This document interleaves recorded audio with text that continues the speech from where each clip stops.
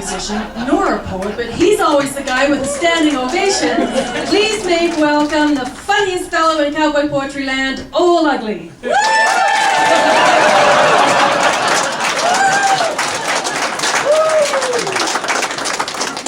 Look at this old hat, man. When I threw it down so hard one time, the sweatband come out. But I love this old hat, so I duct taped it back in. And I had it on one time, and me and my older brother Blue, we were up in the field, we were riding around. All of a sudden, this here big fancy car pulled up. Beautiful woman gets out of this car. Man, she's got her dress cut down to here and up to here. She's waving us over. She wants some directions. Well, you know, ever since that movie, Brokeback Mountain, come out, people who wear cowboy outfits, man, we have to reaffirm our masculinity. So what I'm going to do is I'm going to jump on a horse, go riding across the field, bring the horse to a sliding halt, and jump off, all macho like in front of that woman. And that's what I done, man. I get on that horse, I'm riding across the field, my hat's up like this here, and just as I bring the horse to a sliding halt and jump off, poof, this whole hat flew off, and there I stood in front of that beautiful woman with the sweatband duct taped to my bald head.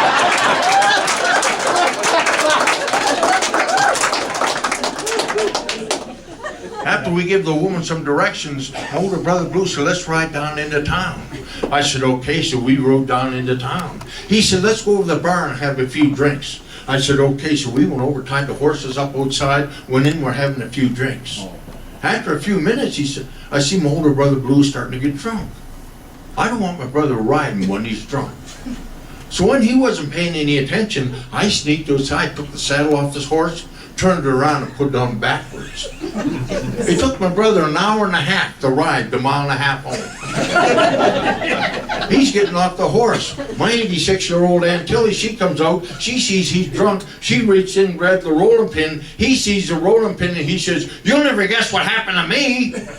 Somebody cut the dang head off my horse. I just stick my finger in the jugular vein and steer it all the way home.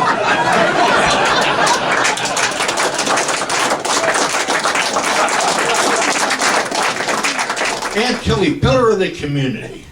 She still belongs to the town band.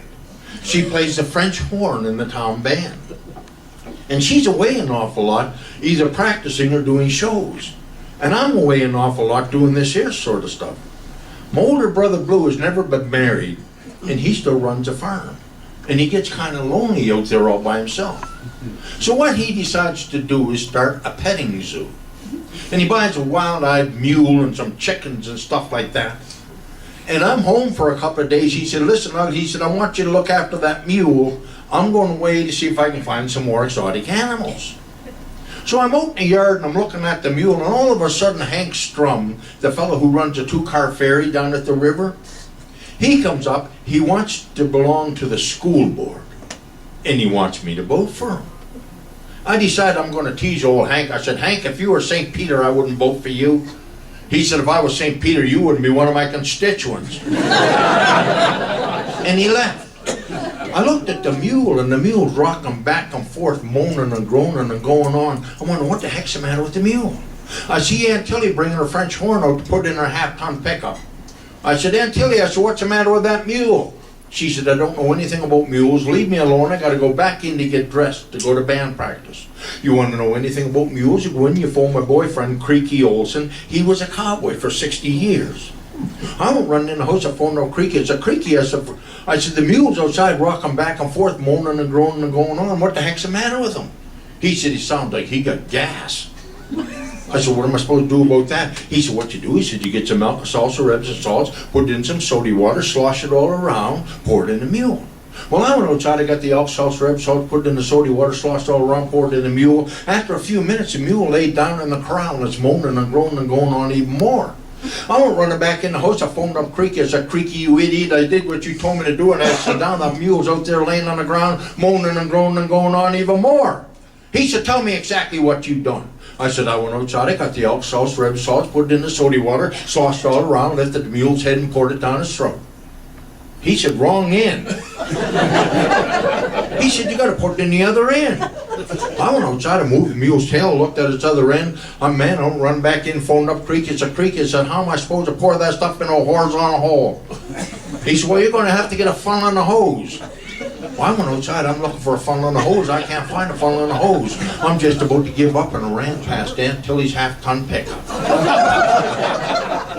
There in the front seat was the answer to my prayers. Her French horn. I grabbed hold of the French horn and come over to move the mule's tail. I rammed that French horn right up that mule's exhaust pipe. I got the elk sauce, red sauce, put it in the soda water, slosh all around, poured it in that there French horn. After it disappeared, I grabbed hold of the French horn, tried to get it out, but I couldn't get it out. It was stuck. I'm running back in the house. I phoned up Creaky. I said, Creaky, for God's sakes, they used Aunt Tilly's French horn to pour that stuff into the mule. Now I can't get it out. It's stuck. He said, what happened? I said, I think the mule puckered. He said, don't worry. He said, after a while, the mule will relax and unpucker. He said, then you'll be able to get it and put it back in Aunt Tilly's half-ton pickup. But get outside and watch that mule. Make sure he's all right. I don't know, I jumped up on a crawl. I'm watching the mule. All of a sudden, that gas started to let loose. That first blast was a high C, and that French horn, that mule jumped up and started trotting around the crowd.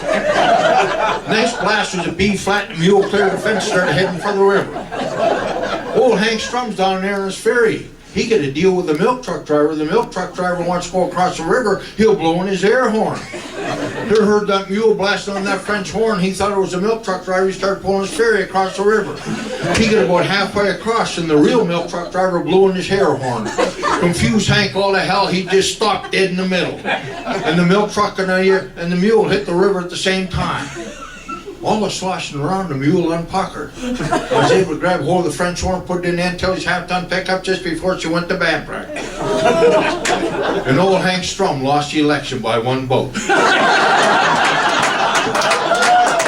you think I'm voting for everybody can't tell the difference between milk truck's air horn and the mule's fart, you're crazy.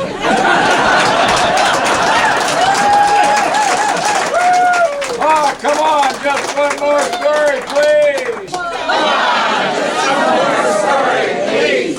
Older brother Blue is always in trouble. He come out of the store one time. There's a fellow out there writing out a ticket.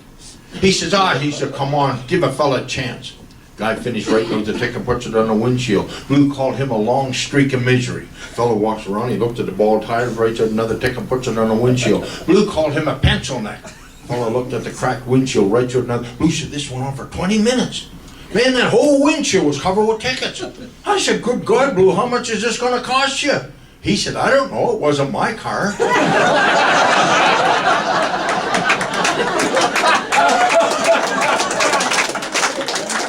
He's driving down the road one time and he's speeding. I said, Blue, I said, man, slow down. I said, there's police around here, they're going to come get you.